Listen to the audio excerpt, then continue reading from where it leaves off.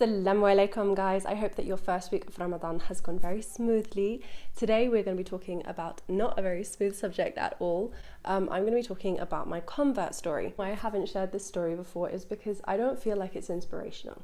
When you go online and you look for convert stories, usually people are looking for something really inspirational. They're going to cry during watching it and they're going to leave with a really uplifted feeling. I can't really promise any of that. Don't expect some kind of magical story like I walked into the masjid and I saw a light shining down on the Quran and I suddenly was a believer. Like it didn't happen that way. It was slow and it was long and it's been going on, for the last 7 years, I guess. So yeah, this is a story. So from a very early age, I remember not believing in God and being quite certain about that. I was exposed to religion in the sense that people around me were religious, but, in a very Church of England kind of way, in a very I've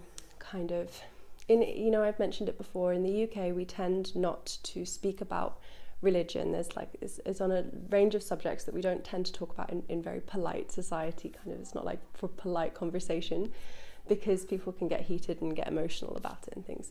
So maybe that's an aspect of it, but I wasn't exposed to very direct people practicing religion. So there's a difference between having faith and then actually practicing religion.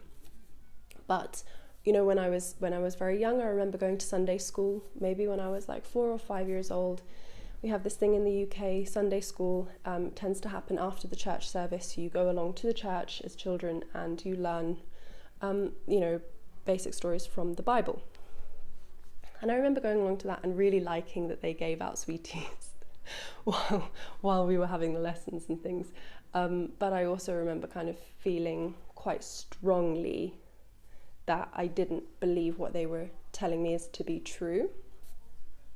And, I might have been influenced, I don't know, I don't remember, but I might have been influenced by other children telling me, oh, God doesn't exist or something like that. But as far as I'm aware, it came from me. And then later on, when I was in primary school, I remember saying to my mum that I wanted to get christened, because I wasn't christened. I wanted to get christened. Mum was quite surprised by this because, I think maybe she knew how I felt about God or religion and things. But she was happy with that and she was supportive, and she kind of said, well, why? What's brought this on? Why do you want to be christened? And I said, well, because I'm the only one at school who isn't. And that was kind of like, I said it and I realized that that wasn't a very good reason to become christened. So we didn't get me christened. And there's a lot of experiences that I had growing up that maybe, they're not the most positive experiences, and they really did cloud the way that I viewed faith and the practice of religion.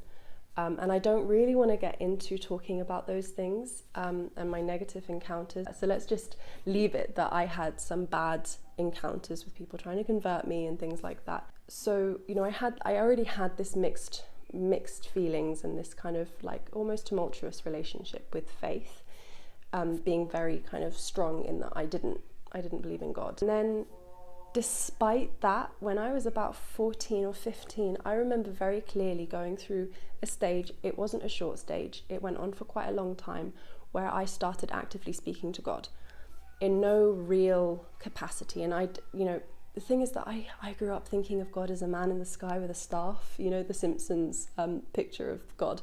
That's kind of how I saw God. And then when I was 14, 15, maybe 16 years old, I started to speak to God, but it wasn't God. I didn't give it a name.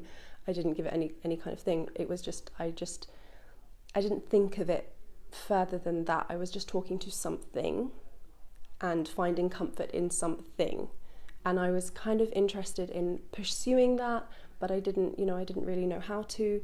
And then I remember I spoke to a friend about it once, and he really laughed at me, like, what are you talking about? Suddenly you believe in God, like what is this? And I never spoke about it to anyone again since then. And then, so fast forward, you got the picture that I was quite firm that I didn't believe in God, but I was also kind of confused about this. And also I think that when people take on these really, really strong beliefs against something, I feel like sometimes that indicates that they are struggling with something else, or they're struggling to deal with that in some way. Then I met my husband, my now husband, and it was a real shock to me because I didn't know that he was Muslim when I first met him. There was nothing about him to tell me that he was Muslim. You know, I served him bacon and he very kindly refused to eat it, and I didn't really know why he didn't want to eat bacon, but it didn't cross my mind for a second that he might not eat it for religious reasons. And then later on, it came up in conversation in a very natural way, and I was really shocked because I had a perception about Muslims and about Islam, and he did not fit it.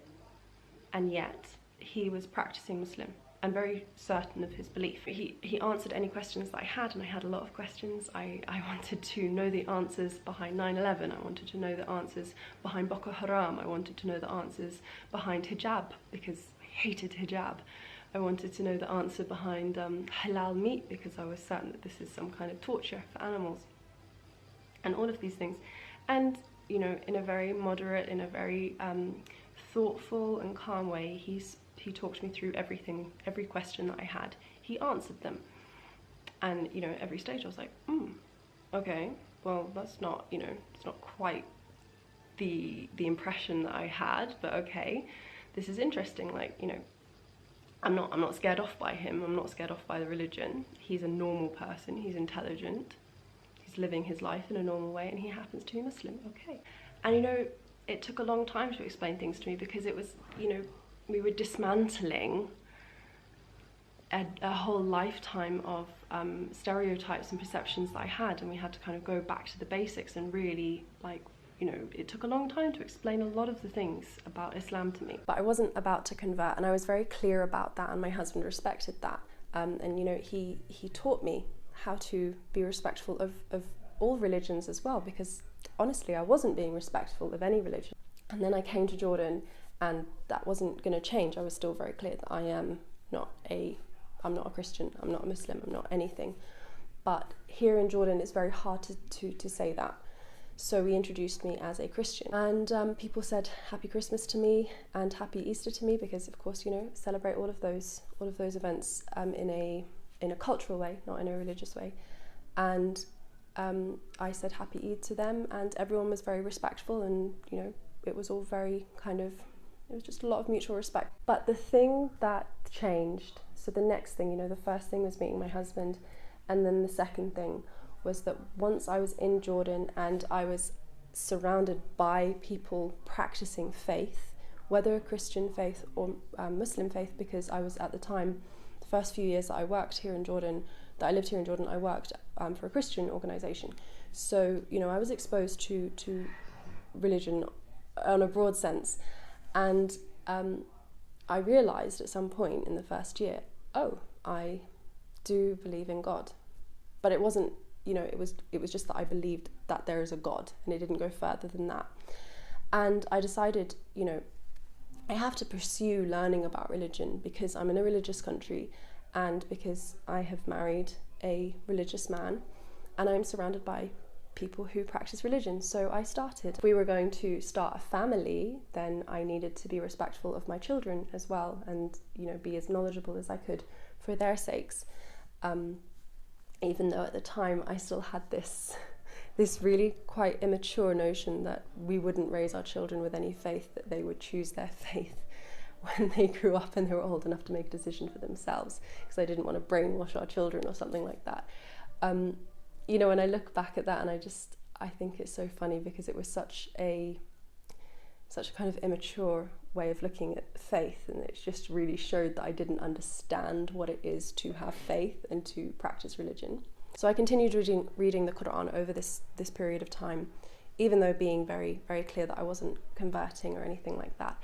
And, you know, I think one of the things with my conversion story is that every stage in this story is punctuated by me overcoming some disbelief that I had. So the first one was God. The first one was, I realizing I believe in God. The second one was like, okay, well, do I believe in Jesus? Do I believe in the Prophet Muhammad? Do I believe in, you know, and like this. And when I confronted myself with this question, do I believe in the Prophet Muhammad? I said, no, I don't believe.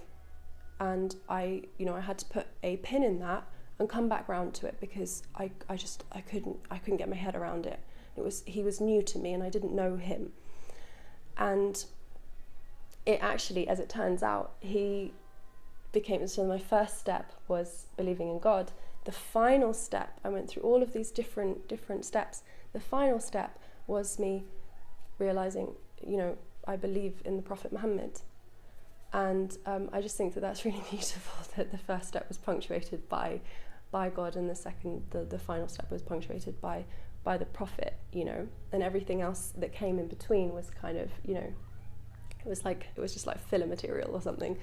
So, the second thing, I had to come across like angels. Well, I was like, I don't really believe in angels. And then I started to read about angels and learn about jinn, and, learn as much as I could and put it into different contexts and use different sources. And in the end I was like, okay, I believe in this. And then, every step was like that.